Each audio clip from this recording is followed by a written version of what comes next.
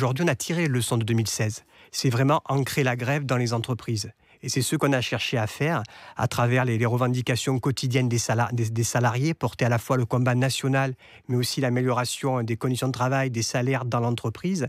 Et ça, on l'a gagné. C'est par exemple 300 appels à la grève dans les Bouches-du-Rhône. Après, on ne peut pas mesurer le nombre de salariés. La CGT propose, les salariés décident. Vous dites, nous avons tiré les leçons de 2016, parce qu'il y a eu 11 ou 12 journées de mobilisation contre la loi El Khomri. C'est exact. Et elle est passée. Oui, mais ce qu'on voit, c'est qu'aujourd'hui, on a besoin d'une loi travail XXL pour revenir à l'original de la loi El Khomri. Donc, si on n'a pas été en capacité de gagner, et c'est là qu'on a tiré les leçons, on a évité, j'allais dire, le pire, mais pour la CGT, on veut le meilleur et pas le moins pire. Il y aura beaucoup de slogans anti-fainéants dans les cortèges Je pense que... C'est peut-être le mot du jour, mais...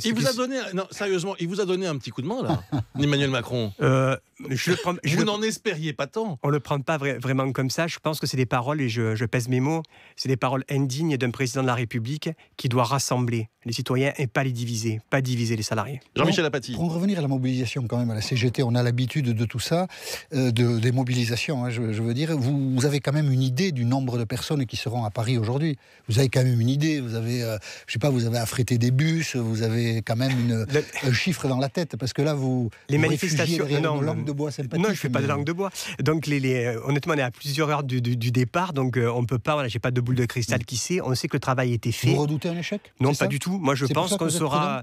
Non, je pense qu'on sera largement au-dessus des 10 000 qu'annonce déjà à 6 heures avant le départ du cortège le ministère de l'Intérieur. Je pense qu'on sera largement au-dessus.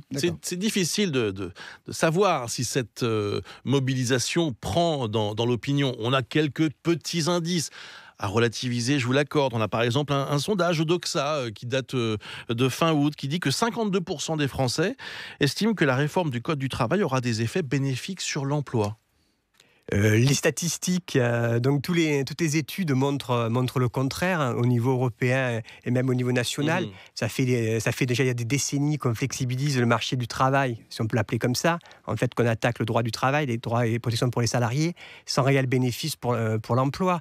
Du reste, il y a une étude de l'INSEE en juin auprès de 10 000 employeurs qui disait que le premier frein, c'était les carnets de commandes, le second, la formation professionnelle. Et là, on a des propositions en termes de formation professionnelle, comme en termes de carnet de commandes pour les petites et moyennes entreprises. On a appris, alors là pour le coup on revient un peu à la politique et à la gestion des différents groupes qui appellent à manifester, on a appris que Benoît Hamon serait dans le carré de tête de la manifestation à Paris.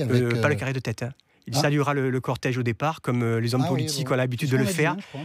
Non, il n'y a pas de... Pas de responsable politique. Vous le verrez, comme à chaque manifestation, il n'y a aucun responsable politique en tête de cortège. Donc il n'y en aura pas plus cette fois-ci. Donc des choses qui n'étaient pas tout à fait exactes ont été dites. Et par ailleurs, le Parisien mentionne que la CGT a dimensionné un service d'ordre à minima pour cette manifestation, alors même que la présence des forains, peut-être d'autres groupes très agressifs, font redouter des violences dans le défilé à Paris. Écoutez, donc on a une réunion du bureau confédéral hier. Je veux dire que le service d'ordre, il sera opérant.